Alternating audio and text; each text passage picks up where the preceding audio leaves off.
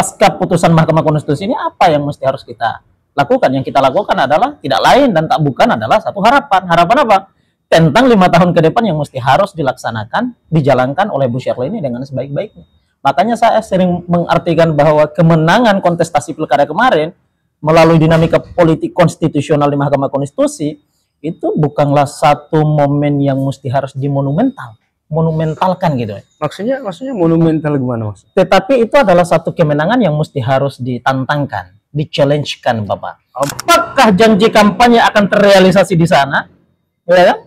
Apakah konsep tentang pembangunan untuk menata baik, merubah atau mereformasi tatanan kesehatan, pendidikan, infrastruktur, dan lain seterusnya, bisa terrealisasi dengan baik ataukah tidak? Gitu Mas Ali. Jadi pokoknya kita yang para perintis ini memang mesti harus jalan banyak terus, bekerja gitu kan. Dan saya lihat progresnya udah kelihatan nih. Channelnya Bapak juga itu lumayan ya. Ya, saya termasuk yang meyakini bahwa setiap usaha itu pasti akan membuahkan hasil yang baik kan. Pasti membuahkan. Yes. Dan sampai sekarang Bapak masih terus konsisten nih. Yes, of course dong tentunya. Oke. Tapi begini. Begitu pun kan juga dengan Mas Ali. Iya. Bapak kan spiritnya buah jawara juga kan. Ya. Biasa aja. Tapi begini. Saya ini ngikutin terus tuh channel Bapak ini. Wah. Apa video Bapak ini?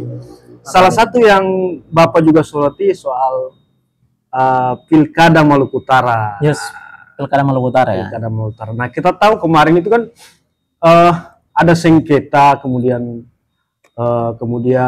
putusan di Mahkamah Konstitusi ya, putusan dismisal ya. Dan secara langsung Mahkamah Konstitusi membatalkan ya, menolak 3 gugatan ya paslon ya. Yang para pemohon. Okay. Yang dimana secara langsung tentunya kita tahu bahwa itu secara langsung MK mengikuti ketetapan Komisi Pemilihan Umum yang menetapkan Ibu Sherly Juanda dan Bapak Sarbin Seh tentunya sebagai gubernur dan wakil gubernur terpilih periode 2024-29 ya. Betul, 5 tahun mendatang lah hitungannya. Nah sekarang Bapak saya lihat cukup aktif mengikuti. Saya coba masuk juga beberapa kali, tapi Bapak lebih intens sekali membahas isu itu, soal Ibu Sherly macam-macam ya. Nah, pasca putusan MK, apa yang Anda lihat sekarang? Tentu adalah satu harapan tentunya. Satu harapan bahwa kemenangan. Maksudnya kayak gimana itu? Misalnya harapan gini, apa? Ya harapannya adalah hari ini kan yang memenangkan pertarungan artinya siapa? Bu Sherly kan? Oke. KPUD Maluku Utara kemudian menetapkan, Mahkamah Konstitusi kemudian memperkuat, telah menang, jelas kan? Nah maka seketika pasca putusan Mahkamah Konstitusi ini apa yang mesti harus kita lakukan? Yang kita lakukan adalah tidak lain dan tak bukan adalah satu harapan. Harapan apa? Tentang 5 tahun ke depan yang mesti harus dilaksanakan, dijalankan oleh Bu Sherly ini dengan sebaik-baiknya.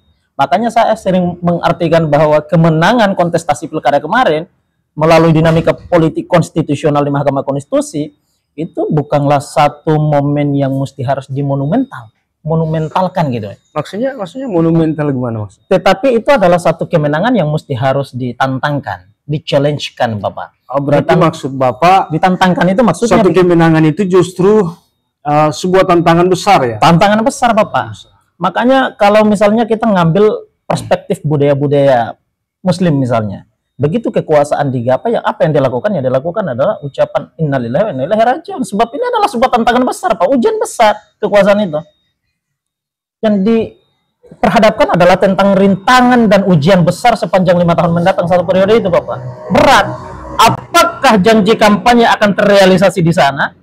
Ya, apakah konsep tentang pembangunan untuk menata baik, merubah atau mereformasi tatanan kesehatan, pendidikan, infrastruktur, dan lain seterusnya, bisa terrealisasi dengan baik ataukah tidak? Karena ini aspek lain secara politik juga akan menjadi satu ukuran ya indikator tentang apakah ketika nanti setelah 5 tahun ke depan atau 1 periode mau ingin melanjut ataukah tidak.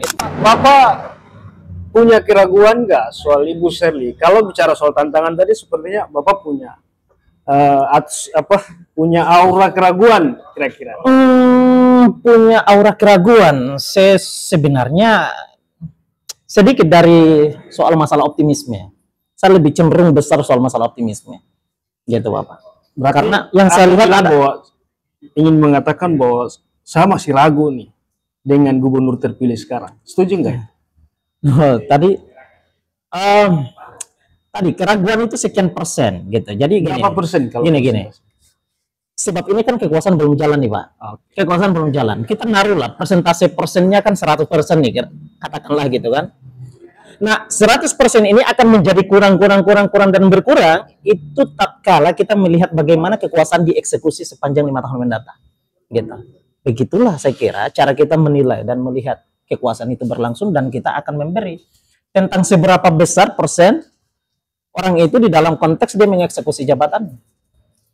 Oke, ini menarik Bapak. Bapak bicara soal tantangan. Tapi mohon maaf, disclaimer dulu, disclaimer. Saya ini bukan pendukung Bu Sherly loh. Saya ini bukan pendukung Bu Sherly. Karena kalau misalnya dari tadi nih kan, dari sejak pertama sampai sekarang. Saya tadi nggak bilang bahwa pendukung. No. Justru itu saya mau ingin disclaimer gitu loh. Bahwa jangan sampai kemudian di sana ada yang bilang gitu loh bahwa Mas Lee itu karena dia itu adalah pendukungnya Bu Sherly. Ya kan? Tapi kan sebagai gubernur dia ini bukan lagi dalam konteks dalam tetapi residu konflik politik ya.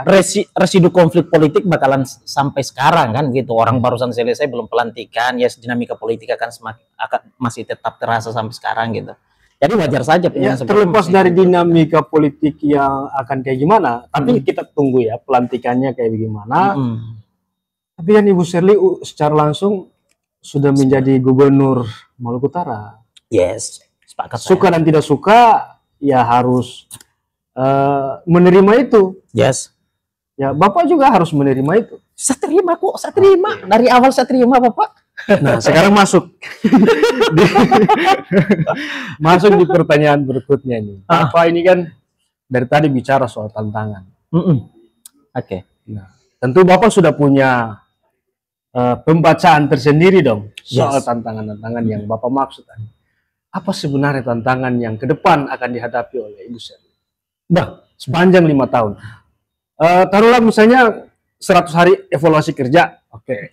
Kita begini. Tantangan terbesar Bu Sherly ya, saya tidak menaruh spesifikasi timing tertentu, misalnya 100 hari kerja gitu.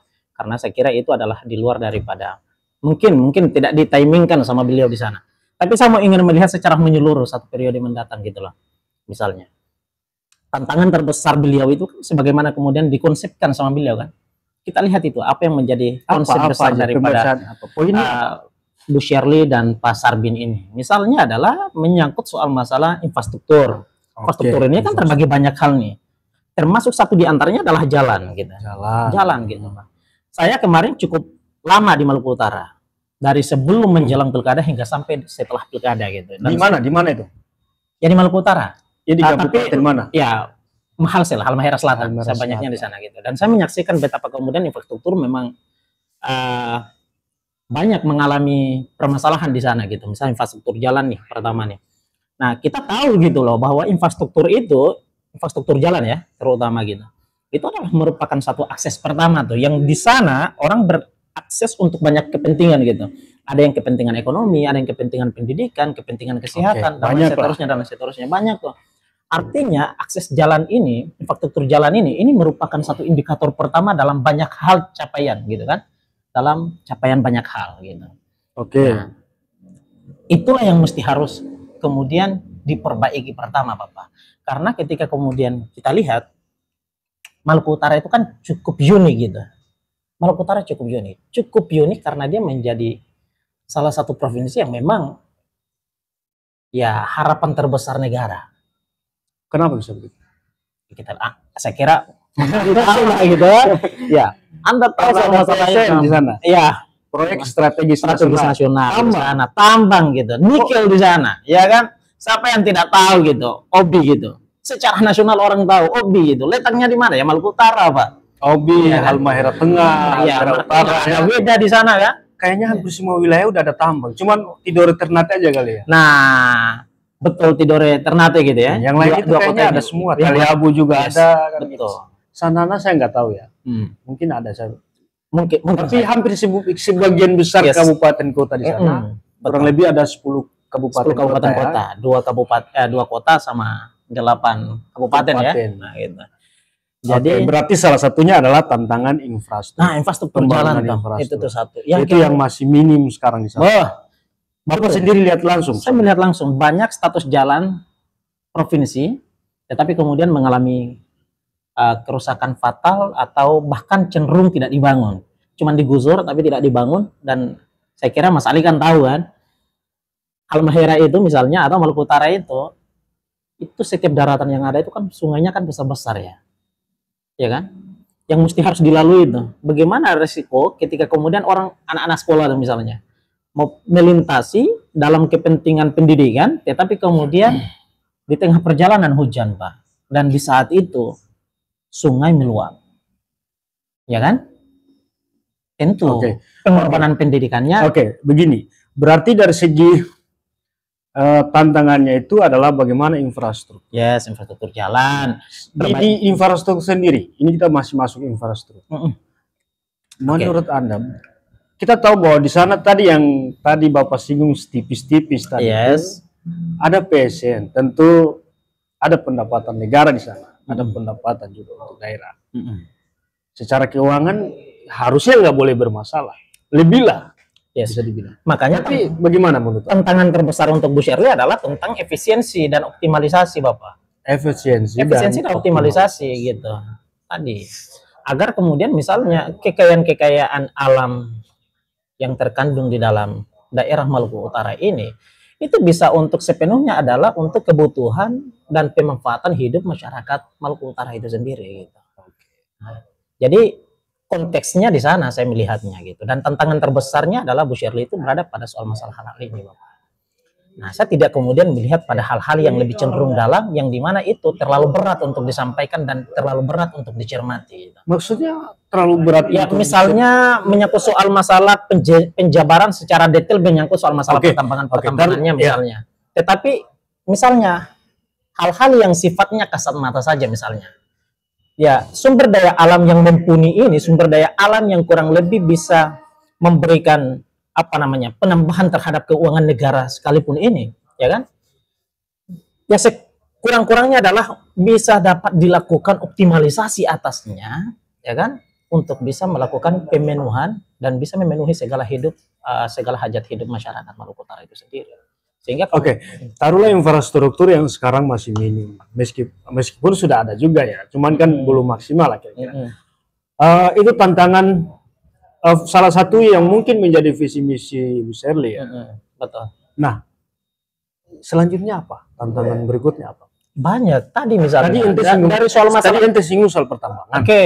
Misalnya tadi kan pertambangan, misalnya infrastruktur jalan tadi, pertambangan, optimalisasinya kita dorong gitu kan, efisiensinya misalnya. Jalan tadi, yang kedua adalah soal masalah pendidikan misalnya, dan yang selanjutnya adalah soal masalah kesehatan, Pak. Saya kira permasalahan-permasalahan yang disampaikan ini itu telah diketahui secara langsung oleh Bu Shirley lewat momentum kampanye politiknya, dan bahkan kejadian yang dibobong itu kan. Setelahnya kan kemudian kita lihat pada debat apa yang disampaikan oleh Bu Shirley terhadap salah satu kandidat di sana misalnya.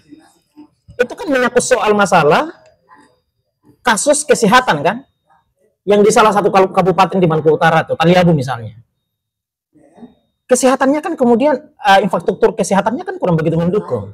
Untuk kemudian dapat menyelesaikan persoalan kesehatan yang ada di sana. Itu disampaikan oleh Bu Shirley langsung loh di debat loh. Ya. Saat kemudian dia melakukan pertanyaan gitu ya. Di sesi pertanyaan itu dia bertanya kepada salah satu paslon di sana kan, Aliung Mus sebut sajalah gitu, Aliung Mus dan Syahril itu kan, disampaikan dia di sana kan, menyangkut soal masalah itu. Dan saya kira persoalan-persoalan ini kan bukan hanya saja di Taliabu, banyak loh Pak, banyak. Overlapping rumah sakit misalnya, tumpang tindih misalnya, ruangan yang mesti harus dibutuh banyak lagi misalnya kan, ya tenaga medisnya katakanlah gitu, dan lain seterusnya. Dari aspek ini saya kira memang mesti harus kemudian ya diperbaiki lagi. Dan ini adalah tantangan buat Bu Shirley. Ya, setelah kemudian menggapai kemenangan melalui proses Mahkamah Konstitusi ini misalnya.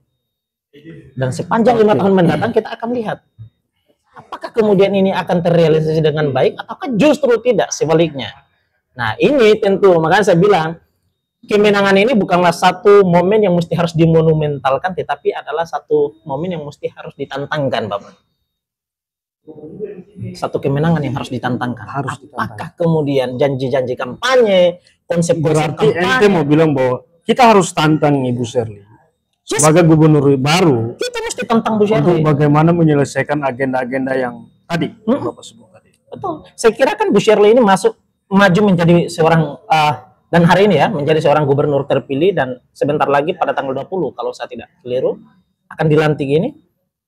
Spirit dia itu kan bukan hanya saja untuk menjadi gubernur semata, tapi dia muncul kemudian setelah insiden Bobong itu, dan saya kira saya lihat secara analisis saya melihat bahwa dia membawa dua beban di sana. Beban pertama adalah soal masalah upaya untuk kemudian mensejahterakan masyarakat Maluku Utara, ya kan, mengangkat kurang lebihnya dalam kosakata saya harkat martabat masyarakat dan daerah Maluku Utara yang jauh lebih kemudian ya terdepan lagi pada peradaban-peradaban yang gemilang kan begitu. Dan yang kedua adalah dia membawa beban moral, spirit untuk mensejahterakan masyarakat Maluku Utara dari mendiang suaminya almarhum. Jadi saya kira lihat. Jadi memang itu saya kira tadi Bapak udah sampaikan beberapa agenda penting. Tapi ada beberapa statement juga yang mungkin saja bisa muncul. Bahwa satu pemimpin daerah maupun di mana aja berkaca pada situasi yang ada sekarang. Kalau kemudian lingkarannya itu masih banyak orang-orang nakal, ada politisi nakal, ada birokrasi yang nakal. Tidak semua birokrasi nakal ya. Tapi kita tahu sendiri, ketika birokrasi kita itu masih banyak yang nakal. Nah, ketika birokrasi nakal, politisi nakal, kemudian pengusaha nakal, apakah program tadi itu akan berjalan maksimal? Tentu enggak lah gitu kan, kita sampaikan saja secara tegas tidak bakalan jalan tereksekusi dengan baik gitu loh, bahkan menggapai sekian persen yang ditargetkan juga bakalan tidak gitu. Lantas kalau begitu kita dorong Bu Shirley tidak hanya saja melakukan perbaikan sebatas pada infrastruktur dan lain seterusnya, tetapi untuk kemudian menyelesaikan infrastruktur, kesehatan, jalan, semuanya baik ini, tatkala kemudian birokrasinya itu bagus, misalnya tadi orang-orang yang dianggap buruk dan lain seterusnya punya potensi-potensi untuk tidak bisa bekerja dengan baik, berkolaborasi dengan pimpinan yang paling tertinggi sekalipun tidak bisa dapat diajak untuk melakukan kompromi misalnya, bekerja dengan baik, tentu mesti harus dilengsarkan, digeser maksudnya. Harus digeser. Kenapa? Jangan menjadi penyakit ya. Yes, ini dia bisa saja akan menjadi beban besar di dalam konteks mengeksekusi program-program ini. Tapi kan ketika kemudian publik tahu bahwa yang sakit-sakit itu kemudian tidak yang tadi, sekarang kan berarti dibutuhkan ketegasan dari pemimpin sendiri. Tapi kalau kemudian contoh misalnya dalam 100 hari orang-orang nakal ini misalnya tidak terdeteksi, atau mungkin Ibu Shirley tahu, tapi dia nggak mau tadi yang ente bilang, mau singkirin. Dan publik sendiri nggak mau tahu dong. Publik nggak mau tahu itu apakah itu ada yang nakal dan sebagainya. Yang jelas yang dia salahin adalah gubernurnya. Begini. Atau bagaimana menurut Anda? Saya pada beberapa kesempatan menyampaikan satu hal, yakni adalah pertama kita mendorong Bu Shirley untuk tidak menerapkan satu budaya politik yang sistemnya adalah saling membalas gitu, karena perbedaan politik pada pilkada lalu. Tetapi begini, maksudnya saling membalas bagaimana? Maksudnya membalas gitu loh. Jadi membiarkan perbedaan politik itu tumbuh di situ loh. Efek pilkada. Paham nggak maksudnya? Nah, jadi kita mendorong agar penyelesaian terhadap ini dulu nih. Jadi melakukan rekonsiliasi terhadap perbedaan-perbedaan pilihan itu. Nah, itu satu. Lalu yang kedua adalah saya menyampaikan gitu loh, biar Bu Shirley di dalam konteks melakukan rekonsiliasi merangkul perbedaan-perbedaan itu, tentu dengan catatan bahwa Yang bisa dapat dirangkul itu adalah yang siap bekerja dengan tulus, ikhlas, yang mau ingin mengorbankan waktunya, otaknya, punggungnya, ya, itu untuk kepentingan masyarakat Maluku Utara. Itulah yang kemudian kita dorong. Nah, Bu Sherly mesti harus melakukan perbaikan terhadap ini dulu. Tentu persoalan ini kan bermula dari dalam birokrasi. Ketika birokrasi ini baik, birokrasi ini bersih daripada kepentingan-kepentingan personality, persoalan unsur-unsur KKN, maka saya yakin sungguh, Pak, apa yang ditargetkan oleh Bu Sherly lewat momentum-momentum kampanye disampaikan secara tegas dan meyakinkan masyarakat Maluku Utara di sana, semua bakalan tereksekusi dalam waktu yang 1 periode mendatang. Jadi saya punya optimisme di situ. Jadi kita dorong Bu Sherly melakukan perbaikan tidak hanya sebatas pada infrastruktur, tetapi juga birokrasi. Pak, persoalan korupsi di Maluku Utara 1 tahun belakangan, ya kan cukup memukul kita, Pak, ya kan? Cukup memukul dan membuat kita kurang begitu optimis. Tetapi dengan kemudian hadirnya Bu Sherly dengan motivasi besar untuk kemudian menghadirkan kesejahteraan bagi masyarakat Maluku Utara, kita punya keyakinan di situ. Yuk, kemana optimisme ini kemudian akan tumbuh pelan-pelan dengan harapan bahwa Bu Sherly mampu menyelesaikan persoalan-persoalan ini dari dalam birokrasi agar segala bentuk tujuan-tujuan itu bisa dapat terrealisasi dengan baik. Agar apa? Masyarakat bisa dapat meyakini loh, percaya bahwa betul kita itu tidak salah milih, tepat kita pilih orang. Oke. Seperti itu. Bapak, ini tadi Bapak singgung soal pertambangan. Enggak apa masuk sedikit ya, karena Bapak kan tahu persis soal realitas tata kelola pertambangan di Maluku Utara. Kemarin banjir, tanah longsor ya, banjir, polusi udara kan, itu fenomena ya. Dan sampai sekarang masyarakat, sebagian masyarakat di sana masih mengeluh soal tata kelola lingkungan akibat industri ekstraktif. Nah, bagaimana kira-kira ke depan untuk menurut Anda yang lihat di sana? Karena ini kan tidak boleh jangan kemudian isu pertambangan ini dikesampingkan dong. Ini kan kritis ini. Yes. Bahwa krisis lingkungan itu bukan satu ya dalam sebuah pandangan, sebuah pernyataan juga bahwa ya itu kan karena ulah manusia. Nah, ulah manusia berarti kita semua kan. Nah, bagaimana caranya kita pulihkan ini barang? Nah, kita butuh pemimpin yang baru tentu. Nah, menurut Anda yakin nggak Ibu Sherly akan fokus menyelesaikan soal tata kelola pertambangan dan lingkungan hidup di Maluku Utara? Ya, gini ya, optimisme saya melihat kemudian latar belakang Bu Sherly gitu ya. Karena begini, saya sebelum masuk. Kita lihat hampir visi misi Bu Sherly kelihatannya kurang terlalu ke situ. Ya, Bapak tahu sendiri kan, poinnya apa kan? Nah, menurut Bapak gimana?